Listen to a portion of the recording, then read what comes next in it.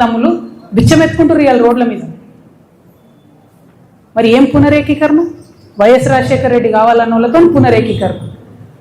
తెలంగాణ ప్రజలు, ముఖ్యంగా తెలంగాణ మేధావులు ఆలోచించాలని నేను కోరుతా ఉన్నా. ఇక వీళ్ళు ఒక రకమైతే కాంగ్రెస్ పార్టీ పెద్ద సభ అధికారంలో ఉన్నారు, ఆర్భాటం హంగు పెద్ద సభ పెట్టి ఏం మాట్లాడతారు వాళ్ళు? గుంటనక్క నిన్న ఢిల్లీ పోయింది, గుంటనక్క నిన్న ఢిల్లీ పోయింది. గుంపు మేస్త్రి ఏమంటాడు? ఆ గుంటనక్క ఢిల్లీకి ఎందుకు పోయిందో నాకు తెలుసు, ఆర్ఎస్ఎస్ పెద్దల్ని కలవడానికి పోయింది, కాళేశ్వరం కేసు లేదో అవుతుంది అందుకే పోయింది. నాకు సంపూర్ణంగా కోర్ట్స్ మీద విశ్వాసం ఉందండి, నాకు సంపూర్ణంగా కోర్ట్స్ మీద వాళ్ళ జడ్జిమెంట్ మీద విశ్వాసం ఉంది. కానీ ఒక ముఖ్యమంత్రి స్థాయిలో ఉన్న వ్యక్తి ఈ గుంటనక్క పోయి ఆర్ఎస్ఎస్ పెద్దల్ని కలుస్తుంది అని గుంటనక్కతో డీల్ మాట్లాడుతుండే ఏమంటుండు? నువ్వు చెప్తావా, నువ్వెవరు కలిసినావో నేను చెప్పాలనా? అరే నీకు తెలుసు, నువ్వు చెప్పాలి కదా ప్రజలకు, నువ్వు ముఖ్యమంత్రివి కదా, నీకు బాధ్యత ఉంది కదా. అట్లా కాకుండా డీల్ మాట్లాడుతున్నాడు. నీకు తెలుసా, నువ్వు నాకు తెలుసు, నువ్వు ఎక్కడికి పోయినావు నేను చెప్తా. ఏం మాటలు ఇవి? అంటే ముఖ్యమంత్రి స్థాయిలో ఉన్నటువంటి వ్యక్తి కోర్టులలో ఉన్న తీర్పుల్ని ప్రభావితం చేయగలుగుతారు కొంతమంది అనేటటువంటి డైరెక్ట్గా మాట్లాడుతూ సంపూర్ణంగా రాజ్యాంగాన్ని, రాజ్యాంగబద్ధ సంస్థల్ని స్లైటన్ చేస్తూ ప్రజలకు ఏమాత్రం విశ్వాసం లేకుండా చేస్తున్నారు. అంతేకాకుండా ఏమంటాడు ఆయన? సేమ్ ఏదైతే ప్రజల పట్ల బీఆర్ఎస్ పార్టీ లెక్కలేనితనం ప్రదర్శిస్తుందో అదే లెక్కలేనితనాన్ని కూడా కాంగ్రెస్ పార్టీ ప్రదర్శిస్తే ఏమంటాడు ఆయన? నేను ప్రతిపక్షం లేకుండా చేస్తాను. నువ్వెవరు చేయడానికి? ప్రజలు కదా డిసైడ్ చేయాలి ఎవరు ప్రతిపక్షంలో ఉంటారు, ఎవరు అధికారంలో ఉంటారు, ఎవరికే పాత్ర ఉంటుంది, ప్రజలు కదా డిసైడ్ చేయాలి.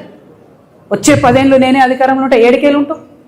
రైతు బంధా ఏడిచ్చినావు, రైతు భరోసా సీజన్ మొత్తం అయిపోయినాక ఇస్తారా? నిన్న కూడా 5 ఎకరాలకే ఇచ్చారు. ఏమి ఇచ్చిందని మీరు ఎందుకు అధికారంలో ఉంటారు? ఇల్లు కూడా కొట్టినందుకు అధికారంలో ఉంటారా? 2 నెలల పాప చచ్చిపోతే మాట్లాడలేదని అధికారంలో ఉంటారా? దేనికోసం అధికారంలో ఉంటారు? ఒక ఉద్యోగం ఇచ్చిరాని అధికారంలో ఉంటారా? జాబ్ క్యాలెండర్ ఇచ్చిరాని అధికారంలో ఉంటారా? దేనికోసం ఉంటారు అధికారంలో? ఎట్లా లేకుండా చేస్తారు ప్రతిపక్షాన్ని? ఏ లెక్కలేనితనం బీఆర్ఎస్ పార్టీ ప్రజల పట్ల ఇప్పటికీ ప్రదర్శిస్తున్నదో, ప్రజలే తప్పు చేసిరంటే ఆత్మవిమర్శ చేసుకుంటలేదు బీఆర్ఎస్ పార్టీ. అందుకే అంటున్నాయి 1000 ఏళ్ళైనా బీఆర్ఎస్ పార్టీ మారదు, అదే తోవలో కాంగ్రెస్ పార్టీ కూడా పోతున్నది తప్పితే వేరే ఏం లేదు. వీళ్ళిద్దరూ తూకిత్తా అంటే తూకిత్తా, నేను సభ పెట్టినా, నేను పెద్ద సభ పెట్టినా, ఇది తప్పితే బల ప్రదర్శన తప్పితే ప్రజల గురించి మాట్లాడింది లేదు, ప్రజల కోసం ఆలోచించేది లేదు. డెఫినెట్గా మారాలి పాలిటిక్స్, దయచేసి పాలిటిక్స్ మారాలి. ప్రజల సెంట్రిక్గా పాలిటిక్స్ జరగాలి, నాయకుల సెంట్రిక్గా కాదు, పార్టీల సెంట్రిక్గా కాదు. ప్రజలకు ఏదైనా ఇబ్బంది ఉంటే దాన్ని అడ్రస్ చేసేటట్టు రాజకీయ నాయకత్వం ఉండాలి. దానికోసమే ఈ రాష్ట్రంలో కొత్త రాజకీయ శక్తిగా మేము ఆవిర్భవించబోతా ఉన్నాం. 25వ తారీఖు నాడు ప్రజలందరినీ నేను రిక్వెస్ట్ చేస్తూ ఉన్నా, దయచేసి కథలు రండి, తరలి రండి. ఒక ఆడబిడ్డగా నేను ఒక ప్రయత్నం చేద్దాం అనుకుంటున్నా, ఒక కొత్త తరహా రాజకీయం చేద్దాం అనుకుంటా.